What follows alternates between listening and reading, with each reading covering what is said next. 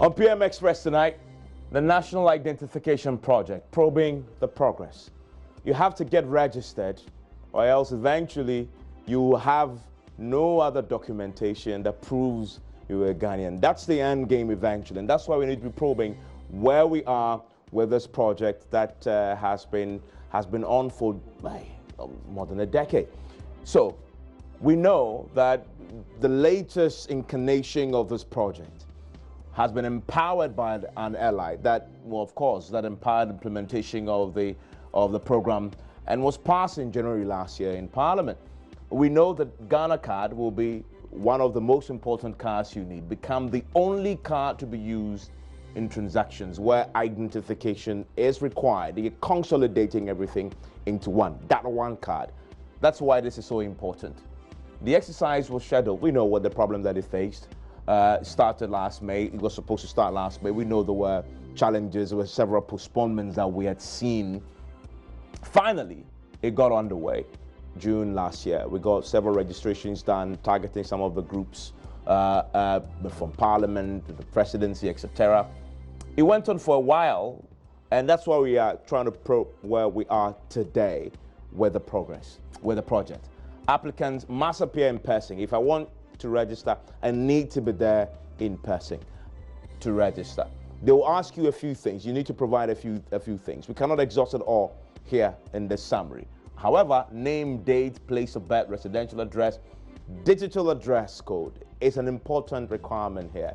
We'll interrogate that because there's some controversy around it. In fact, there's a case in court at the Supreme Court challenging this particular provision. If I don't have the digital address code, should I be denied registration on the basis of that alone? We'll interrogate that. You need information about your parents, birth certificate, etc. But fundamentally, you need these very important documents: birth certificate, a passport, valid ID card, driver license, registration number, etc. that you need to provide. But primarily, you need a passport, you need the birth certificate, a proper one that has been verified. You know, there was a lot of controversy surrounding the requirements because the NDC said to us last year that you need to add the voter's ID card to this. And that became a big controversy. There were a lot of controversy surrounding this. Minority made a big deal of this. They insisted you need to add a voter's ID card. That became one of the tussles, but the NIA stood its ground. The law is clear on this. We cannot do otherwise. We've passed the law, we need to stick to it. So that's where we are. So what's happening now that implementation has started? We need to find out how the requirements people are faring with under this current requirements. The NIA will give us a brief on that very shortly. We know the minority, when the NIA went to Parliament to get them registered, they objected because, in fact, they boycotted the process. They raised issues, legal, procedural, and cost concerns. The cost has been a big part of the controversy we know. And we know that just under 300 million will be used for this. And even this is sort of an arrangement involving MIS that will also contribute part of this. The fundamental question we are asking tonight is, so what's the status of the Ghana card exercise, and when is every Ghanaian going to own a card? That's what we'll be interrogating tonight with a man who knows it all. Stay with us here on PM Express.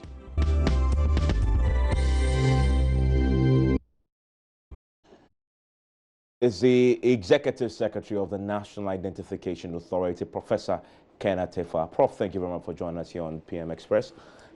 Great to finally have you on. You look like you're just coming from the field. I was in the field. I know you're a man of the suit today. and tie. Yes. So when I saw you in this, it just occurred to me that you're not seeing what he's wearing down there, but he's wearing shoes that show somebody who just left the field of play. And literally that's the field of play for you. Exactly. Where was this? This was Ga East, Okay. and I went to a couple of registration centers. The one I visited last was Balloon Gate. Okay. At Kwabinya. Yeah. Okay. This is the latest stop. in the registration process? Yes, this is the latest stop, as in this is the latest and our last piloting district. We, in your introduction, you talked about we haven't started in May and then June, really, because May 28th, 2018 start was a fiasco due to a technical hitch. But 2 days later, the problem was resolved, and we were able to commence on the 4th of June at various institutions. I think the communication probably wasn't as effective as I take responsibility for that we should have made it clear that all of that was a piloting. Okay. Now, so the Adenta was a pilot, the Parliament was a pilot? Yes. All the institutional registration. You see, we had tested the system. This is novel. It's the first time in the history of the world that mass registration of people is taking place accompanied by the instant issuance of cards. Of course, our system is designed to do instant issuance and deferred issuance, where you can do even centralized printing and then go and give cards to, say, children at school. They are more or less a captive population. You can do that. But our system, what we had advertised was the instant issuance dimension of our work. And so we needed to test it outside the confines of the National Identification Authority headquarters. Going to institutions would enable us to achieve a twofold mandate. One was what I've just stated, that we would test the system outside.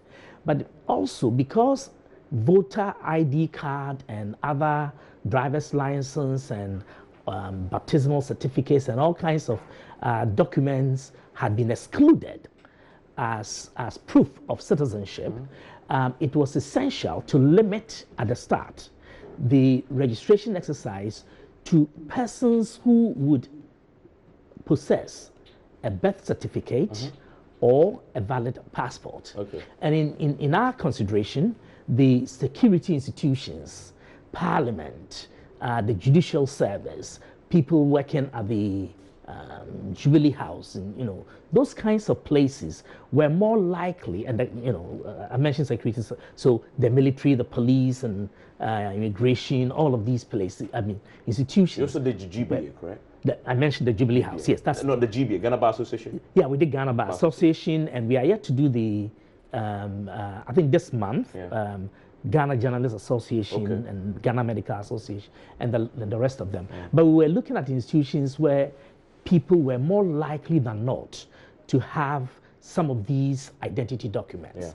Whilst we waited and worked harmoniously with the Judicial Service of Ghana, which alone can commission people as commissioners for oaths. And so we worked with the Judicial Service, and they have now, to date, commissioned over 1,500 or so. On the 21st of this month, about 500 more people will be commissioned in Kumasi and Tamale as commissioners for oaths to augment the meager number of approximately 284 nationwide before we launch this. What will be their role exactly? The commissioners for oaths would provide the service to those Ghanaians who do not have either a birth certificate or a valid passport, and who therefore need to be vouched for by a relative who has registered and been issued with a Ghana card, or by two other persons who know that person to be a Ghanaian and who can vouch for the integrity of the person's claim that they are Ghanaians.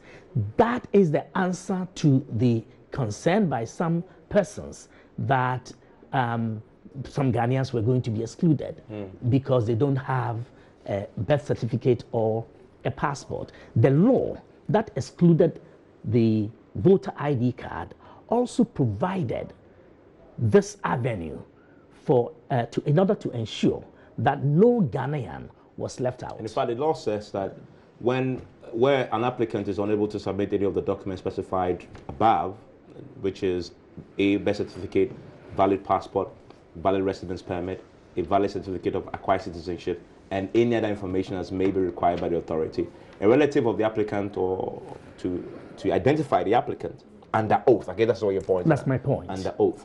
2 persons determined by the board to identify applicant under oath again, where the applicant has no known relatives. And this is important. 2 quick comments on that. The only novelty here is the under oath, because we wanted to make this register, this electronic register of Ghanaians, as credible, as sacrosanct as any national document could be. That Ghanaians must be prepared to go through the fatigue of establishing their citizenship as Ghanaians and protecting the boundaries of Ghanaian citizenship. So that's number 1, under oath. So that means then that you are under the penalty under the burden of a penalty for telling a lie, you know. So that's number 1. Number 2, it is instructive to point out that when this bill went to Parliament, the report that went from the committee, that is the Committee on Constitutional, Legal and Parliamentary Affairs, to the plenary, to the entire House, contained words to the effect that the committee was satisfied that, quote, ample provision has been made to accommodate those persons, those Ghanaians, who might have neither a birth certificate nor a valid passport, i.e. the vouching for process. Words to that effect in the report that went from the committee to the plenary. And that committee comprised the majority and the minority. And when the issue was debated on the floor of Parliament, there was not a whimper of opposition. Every single member who stood up to speak about the bill spoke in its favor, and it was predominated by members of the opposition. And so the whole turnaround to say that somehow some Ghanaians were going to be excluded and that this was bad law was strange to me and strange to the NIA. And of course, as you indicated at the beginning of your, at the introduction, we stood our grounds only because we are creatures of statute. The law created us.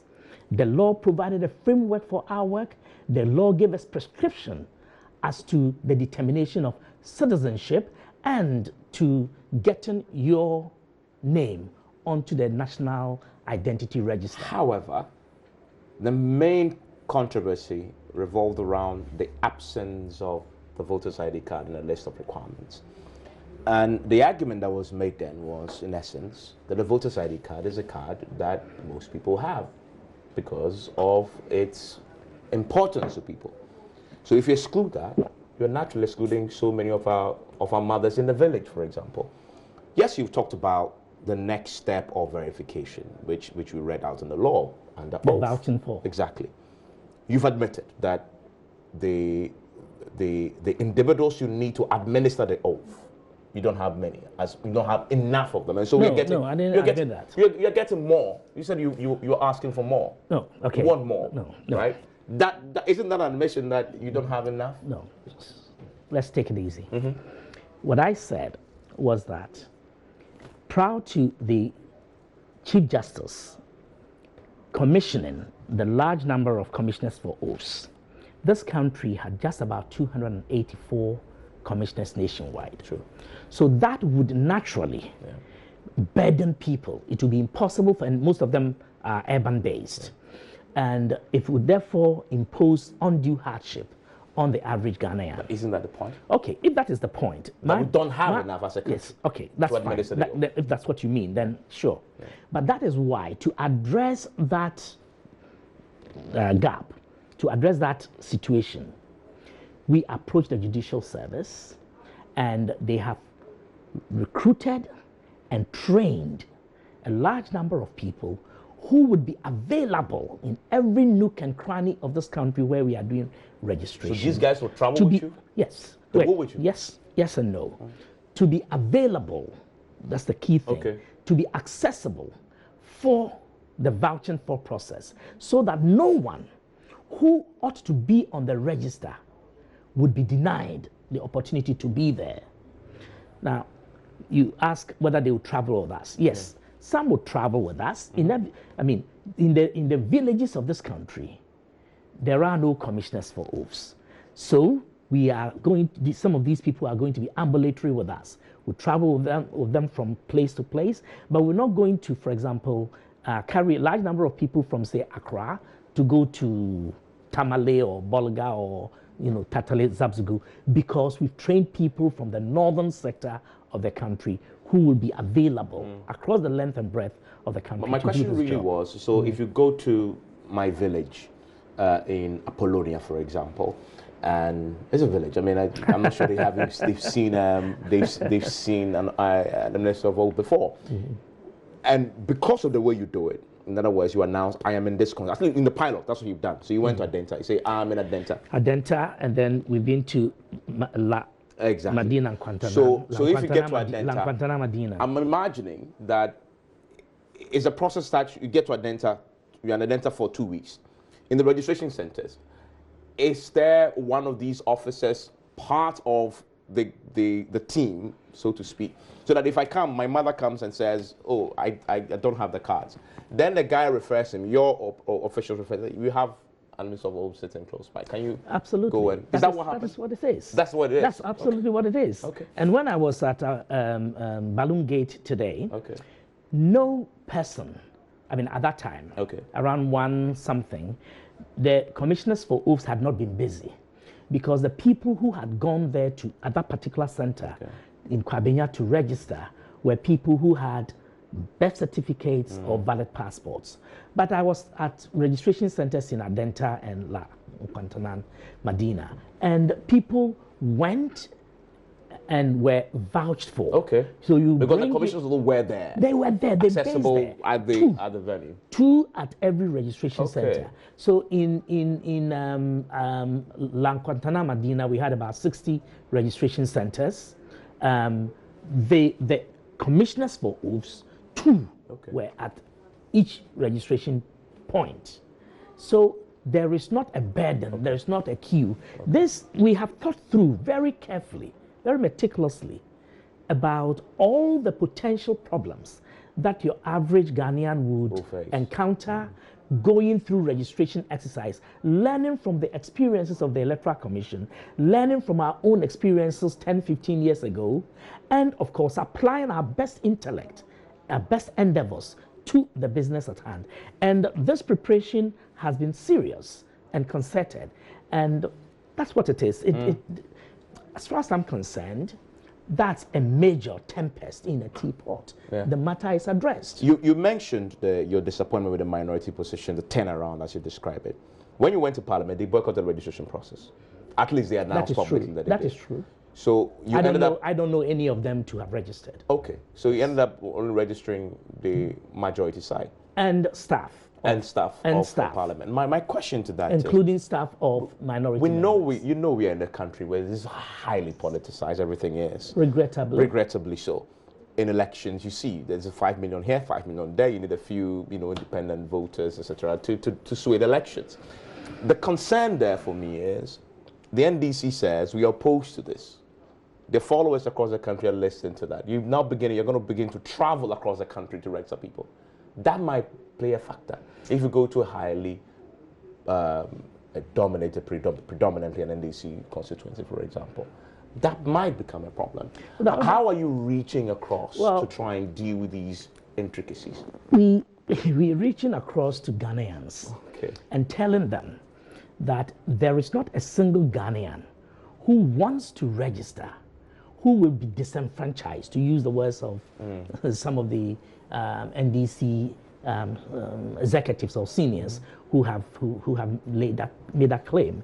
Nobody, there is no intention to exclude anyone, but there is every legitimate intention to include only those who ought to be included.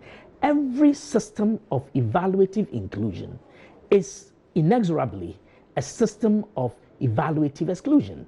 we are going to exclude those who are non-Ghanaians. And already, and that is why the law also, the law you were quoting, also provides for a challenge process. Yeah. In the past, a very detailed one. Yes, in the past, only an official of the NIA could challenge the eligibility claim of a person to being Ghanaian. As it is today, any person who is a Ghanaian, any Ghanaian who has reason to believe that another person seeking to register or be registered onto the National Register and be given the Ghana card is not a Ghanaian can fill the challenge form. A very civilized procedure that the law has carefully thought through. You fill, you give details, questions would and will be asked, and a committee comprising what I call the accredited knowers of your community. Someone representing the Ghana Education Service, a teacher, someone representing the traditional authority, someone representing the Christian faith, someone representing the Islamic community, all kinds of stakeholder communities are on it. Social welfare, the police, the district police commander is a member, and then it is chaired by the district magistrate or circuit court judge. And a member of the Ghana Bar Association from the district is on it. This committee will go through will investigate, right, the allegation that Evans Mensah is not a Ghanaian, an allegation made by Ken Attafuah by way of me completing a challenge form. But because you, Evans, says you are a Ghanaian and that you are from Apollonia, with this form that I complete, you are invited to complete the form after I have made a complaint. That form ends up in your district. Okay. You go before that district committee, they investigate, and then those people are in a position to know. You from this community, you grew up there, and that sort of. Who was your class 1 teacher, for example? Who was your father? Who was your grandmother? Who and let me link this to the issue of the birth certificate. The reason the birth certificate and the passport are considered to be the only valid documents, apart from certificate of acquired citizenship and naturalization. It is because the birth certificate is the only document within the realm of this republic that establishes unequivocally your nativity. Your mother's name, your father's name, father's hometown, mother's hometown, occupation, all of that is captured when you were a baby in theory. Now, the presumption is that the constructors, those who constructed that document, did so in good faith at the time when you were a baby and had no role in influencing it. I know, I'm sanguine enough to know that today, that's not exactly the case. People lose their birth certificates, they go and change all kinds of things, and we have a lot of fraudulent birth certificates in the system. But the theory of the birth certificate is that it establishes your nativity, the integrity of your birth circumstances by officialdom. From it, you get a passport, because you cannot get a passport officially in this country without the birth certificate. So the presumption then is that once you have a passport, then you are deemed to have had a birth certificate. So if you produce a passport, because you can no longer find your birth certificate and all of that, it suffices.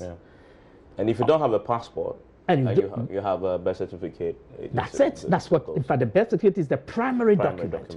Then all these other secondary documents, driver's license, national health insurance card, SNIT card, and voter ID card, and all of those, we call them breeder documents, documents of lower stature, which can be used to acquire documents of superior stature or standing. So somebody goes and gets a national health insurance card or a driver's license by whatever means. Then they use it as proof of their Ghanaianness and then go and get a voter ID card and all of that. Well, as far as I'm concerned, with the greatest of respect to everyone who holds a different position, that's fair. But the laws of this republic, passed unanimously by the parliament of this country, the sole body that represents you and I, that law says that we should require people to provide either a birth certificate or a valid passport. Not a passport that expired yesterday. If your passport expired yesterday and you want to use it, you must go through the fatigue of renewing that passport. Before you are allowed because to register. if it was to get a visa to the United States you or couldn't wherever access else, it. people would go through that tremendous fatigue in order to do that. When it comes to citizenship, our accessing the Ghana card, every ounce of our patriotic instinct must be aroused by good reason to go through that extra effort to make sure that we do this and we do it once and for all, and we do it well. So we create a pristine register of Ghanaians. Quickly, I need to ask your reaction to this. So what's your reaction to how politicized this whole process has become? It's almost become NEC say we boycotted it. Then you register only the MPs. No. I mean, it's not your fault. No, you first of all, you simply have to do it. What's your reaction to that? My reaction is that even the facticity of your statement is not exactly on. NDC leadership in NDC in Parliament has boycotted the process, and I suspect that the functional executives of the NDC. I know several prominent NDC members who have come to register. Some have come to my office. Some have come and registered. They brought their families and all of that. Some have gone to registration centers and registered.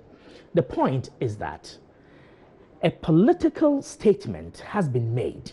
I think it is encumbering some NDC, ordinary NDC people, supporters, who see the value of getting the Ghana card, who will encounter no difficulty, absolutely no more difficulty than what an MPP person will encounter if they have to be vouched for. It's an equal terrain. However, my experience to date is that NDC members of Parliament have stood, which is what I was referring to, stood steadfast. Oh, okay. They have stood steadfast. NDC members of Parliament who boycotted. Yes, you referred to NDC constituency or stronghold. Oh, no, I'm talking about earlier. earlier. That's earlier. But this one, my question was the parliamentarians they will come and around. the party. I believe that someone like Honorable Idrisu, Haruna Idrisu, the minority leader, would a very sanguine man, a very measured, temperate man. I believe that sooner or later they will come round to seeing that it is in the best interest of Ghana to drop this particular insistence on the inclusion of the voter ID card. When they realize that no one is being excluded, there is no NDC person who is being excluded because they are NDC. There is no Ghanaian who is being excluded because that Ghanaian is NDC. When you come there, there is nothing about your political color. And some of your staff, I just met Israel. He's gone through, Israeli, your colleague. He's gone through the process. He's registered. There's absolutely nothing about political orientation or political affiliation in the registration process. When we advertised the thousands of people we've hired, there is no interview process that seeks, there is no process that seeks to know your political allegiance or orientation. You come, you want to be an operator, you apply, thousands of people did. We screened about 11,000 Ghanaians. You come and you sit in front of the computer. You are given information on a sheet of paper. You log in. You have 15 minutes to transfer the information from the paper onto the machine. We testing your speed and accuracy. You could be the son of the president or the daughter of the president, to be more accurate. If you don't meet the pass mark of 53.2%, we don't take you. You could also be President Mahama's son or daughter. If you make the mark of 53.2, we take you. It's as simple as that. There is no political selectivity based on political consideration, not an institution I lead.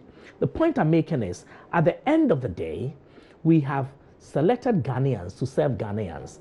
We've trained them to do so with all their strength and with all their heart, as much energy and as much love, patriotism, as they can muster. When you get there, your political correlation is irrelevant. Now, NDC sympathizers didn't get more Ghana, to the best of my understanding, didn't get more voter ID cards than any other class of political sympathizers. Bottom line is Ghanaians went to register. Parliament has passed the law. The law was passed by people, including the minority members. I think that it is a debate whose bedtime has come, and it ought to be allowed to go. We've heard reports that the officials registering the NIA is turning away people who do not have the Ghana Post GPS. Yes. Why? Well, as we understand the law. In fact, you've been challenged that is illegal. Yes. To turn people away on the basis of one little. Okay, when you GPS. say turn away, well, it's not little. This country is set on a course of modernizing itself, reinventing itself, digitizing itself in order to leapfrog us onto the next plane of development. The digital addressing system is one of those critical ingredients, the propellers for development. And it has been passed into law, in our law, as one of the requirements. You read it out. As one of the requirements. Not for establishing citizenship. True. Make a distinction. In fact, that's what I'm coming to. Not for establishing. That is what I'm coming to. And even that makes my point. And if you read the case against you in the Supreme Court, which I took my time to read before talking to you, that is exactly their point. That it is not a requirement for establishing citizenship. So it's the law itself, the people who couch it, didn't put as much value on it as they put on the other things. And that is the argument. I'm a lawyer and I'm not about, I know. I get it. But the point is, if I show all the other points, all the other requirements, including the birth certificate, including my name, including my residence, including my address, and do not have that one single code, you turn me away? No, that's the other thing. The language, you turn me away. But that person says, look, he was turned away. Yes. He wasn't allowed to register. Fundamentally, he was turned away. All right. He was denied his right to register and get the ID card because he provided everything the law provides, exception of the code. Okay, Evans, I'm a lawyer. I'm not about to sit here and litigate. No problem. An individual's claim. But let's break it down for the people who may have been turned away. Yes, yeah. I want. That's why I want to shift your emphasis. Which is where slightly. I want to go. True. Okay. So let's not litigate the particular complaint at the court. I agree with you. I shouldn't do that. I agree with you. Okay. So for those who have a similar concern, what do you tell them? Yes. What I tell them is, the law requires you to meet a certain criteria. When you read it out, you read it from the law. Yeah. That the law mentions digital address. True. That you must have it. The law says it's a mandatory requirement. That mandatory requirement is not to prove your citizenship, but it is to make the compilation of that register complete. Now, that you must provide it. Once you must provide it, when you come to us, we must ask you to provide it. Yeah. If you do not know how to generate it, we assist you to generate it. It is that simple. We have thought through carefully with sensitivity and compassion. So, today, and when we went to Adenta, we saw a situation where people who had not generated a digital address for themselves were, quote and unquote, borrowing addresses from other people. That is an offense. They are providing inaccurate information. We have an obligation to create a register that has integrity and that is credible. When people provide false information, they undermine. Because the NIA is fixated on the national GPS code. No, that's not the case. You are talking of fixation. That is a very... Wait, hold on, Evans. That's a very wrong psychological register to apply to a situation where a statutory body charged with a statutory mandate is obeying the law. The law says they should ask for digital address, and you, the registrant, must provide a digital address. If I do my duty of asking you to provide that which the law obliges you to produce, how do you call it a fixation? My question, my follow-up question, are you turning away people who do not have national health insurance? Okay, before we get to national health insurance, because it's the same hold on. No, it's not the same thing. Because it's part of the same list of things they need. You are not reading it properly. No, but yeah, well, I am. The law there says that national, the code is part of the list. Take your time. Let's exhaust this first one. Yes, no problem. Because the matter of concern to many Ghanaians. No problem. Because we don't want anyone to be denied the opportunity for registration because they are not technologically savvy, they don't have smartphones, they don't know how to generate, whatever. We are working with the Nation Builders Corps and a Ghana Post, digital Ghana Post. And today when I was at Balloon Gate, again, Ghana Post was there. Yeah. They had sent some of their people, 4 of them to a different center. They had brought 4 to that particular center, and they're going into homes in that community, helping people to generate the digital address and then writing them down for people, whether on their wall or on pieces of paper, so they can bring them. And when they come to the center, they provide that information to our officials. They get registered. This will ensure that when this process is over, you sit at your house and you get a parcel delivered the same way that you, Evans, know happens in the developed American societies, because they have postal code system. And this is far superior even to that. You get a benefit. But that shouldn't be the NIA's job to give me a digital code, etc. No. That shouldn't be. It's a nice addition. It's a nice byproduct. You have done of the NI registration. You've done a vault. You've done a vault in thinking. What I'm saying, but the NIA. My fundamental question. I need to ask this. I need to ask this. The point about you miss. Why are you escaping? Why are you overlooking the point that this is a statutory requirement? No problem. And that it is mandatory. The National Health Insurance one is not mandatory. Listen. Because I'm reading the law and I'm just looking at the list. Read it. The amendment. This is the amendment, by the way. It's in the amendment. Yes. And the amendment says, this is section 4 of Act, and just so that you see that I'm quoting from the Act that was amended, of Act 750. And it says, the National Identification Register Act 2008 Act 750, referred to in this Act as principal enactment, it's amended in section 4 by the substitution of paragraph A of the section 2, and then it goes to list what amendment. And then it includes, because if we read the 2008 one, it doesn't include the digital address. Very good. I'm important, because this is important. I need to read this. And then he says, and it lists the things, and it includes the digital address.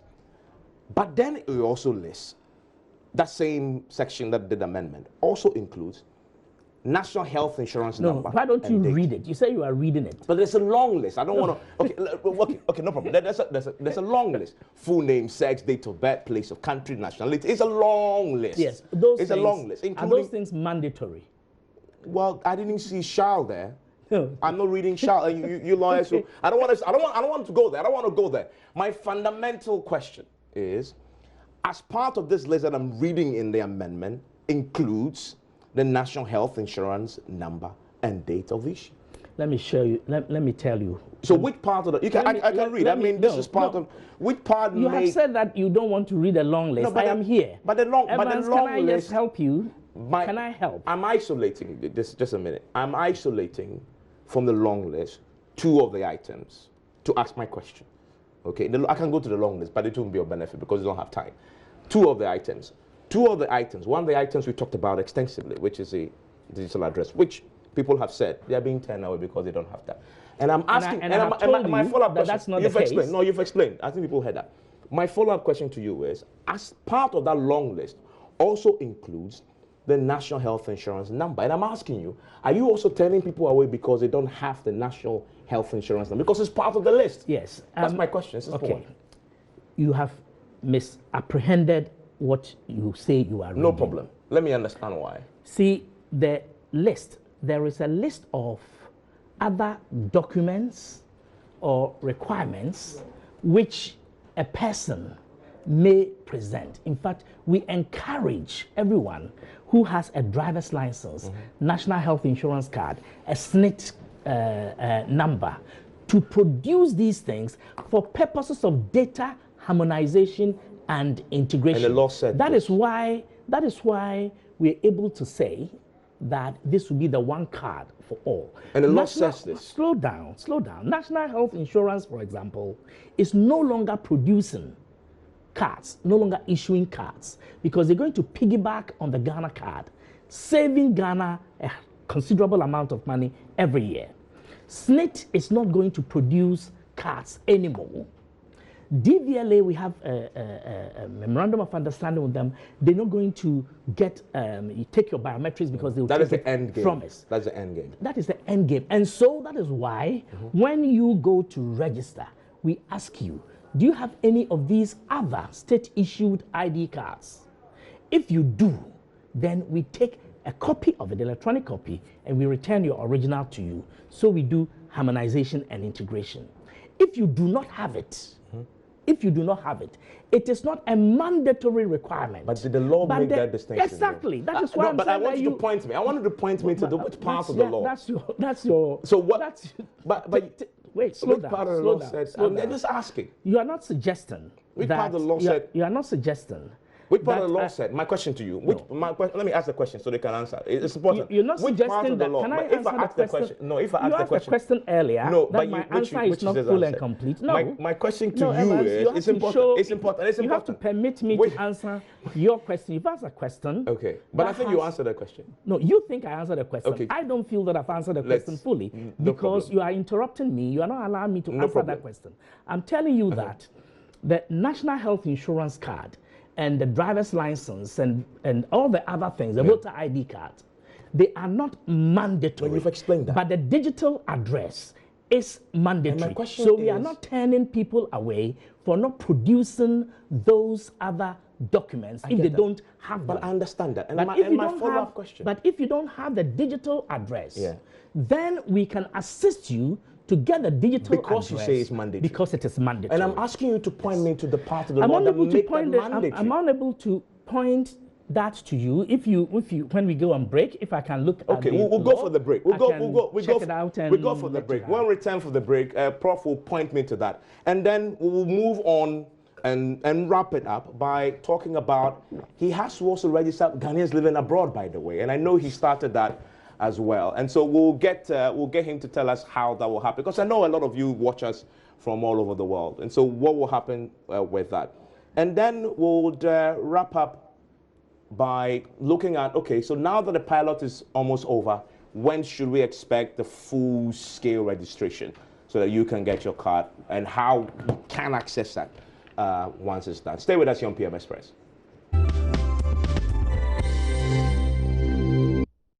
We're still live here on PM Express, and we're interrogating this, but also we're doing this so that if you're having challenges, and I know friends who've been turned away because they didn't have the digital code, and that's why we need to explain that, because this is going to be rolled out across the country, so that if you're watching, you are educated, you are empowered. So when you go and you're turned away and it's not in the law and illegal, you can challenge the people there. Listen, this is a law that we need to follow. And Prof, above all, knows that. And so I'm happy that he's here. He's not, don't think about this as he's a good friend. We are not, it's just we're just trying to, if you're listening, they agreed to come because this is important. Public education is important. And so if there's some issue that people don't understand and they are unhappy about, my friends have been turned away because they're agitated. That's what I'm asking him. And so, Prof, I don't know if you can explain the legality of this. Well, I have just checked the law, and they are all in the same section. That, as you know, Section 4, as you were alluding to, referring to earlier. But the point is this. And you were speaking to you are referring to your friends who've been turned away, including this guy who got to court. But I don't want to talk about that because there are many people who may be in the same situation tonight. It is mandatory to the extent that you have it. If you have the health insurance card, you are required to produce it. If you come and you say that you do not have it, we have no way of ascertaining or verifying your averment or your statement that you don't have it. But the digital address is an innovation.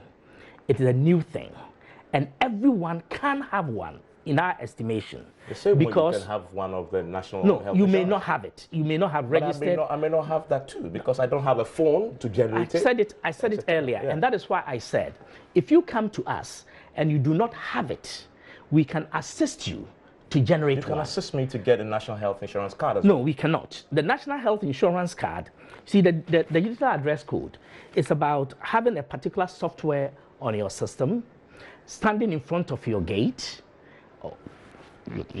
your residence, the gate, and then with having had the GPS, Yeah, I mean the procedure is there. Yeah. So my question is it legal it, though to turn me away because I don't have that? Well, because I don't see in the law that it's mandatory. In our estimation, it is legal. We will continue. But isn't that discrimination to not turn me away Boss, if I don't you have? are Because they're on the same list. You are using the same language. If you don't turn me away, if you don't turn, no, I'm asking. I'm asking for my listeners. Well, that's what you say, but you're using the same language as in the litigation in court. But you're asking me the same legal questions and all. I'm asking for those who may be in the same situation. I'm saying, let me tell your friends. If you do not turn me away if I don't have the other things on the same list under the law, why should you turn me away? Because one of them in the list. Those other things, you may not have any of them. You may not have a voter ID card. You may not have a driver's license. You may not have a national health insurance card. Voter ID card is an innovation.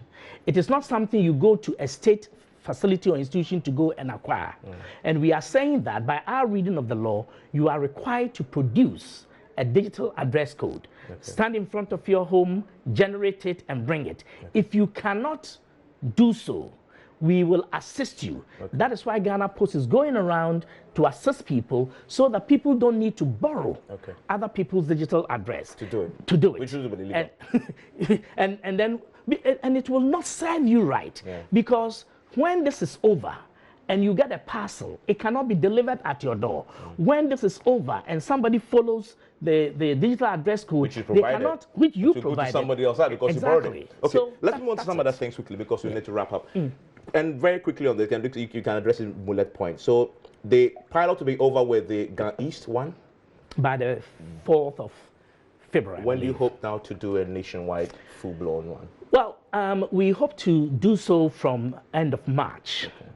After the end of March, early April, after the pilot, we will do a comprehensive review of our system. We had quite a bit of challenges especially in La Nkwantanan. In Adenta, we exceeded our target considerably. In Medina, we did not quite make our target. We had challenges. We turned down the system a little bit and have fine-tuned it, and we are now, cards are printing. Those who are suffering, if they couldn't get their cards, all those are being addressed. At the end of this third and final district piloting, we will take a breather, look at our performance, and then fine-tune the whole machinery and hope to start then Accra will be, the greater Accra will be divided into 2 regions or two zones. Yes. They will do one part and then the other. And so by April, then we'll go to the other regions. Fantastic. And only in Ashanti region will we do 2 months. I can't end without asking about the diaspora registration. Yes, very important. What are you telling them, those who are watching from abroad? Yes, the diaspora registration, the strategy or the plan is to commence at 6 months after the start of the nationwide mass registration exercise. So if we, for example, if we start in end of March, then it means we're looking 6 months from March. But we are in consultation with the Ministry for Foreign Affairs and Regional Integration, and we're doing that. I have had consultations. I've been to New York and Toronto. We met in New York, in Washington, in New York, yes.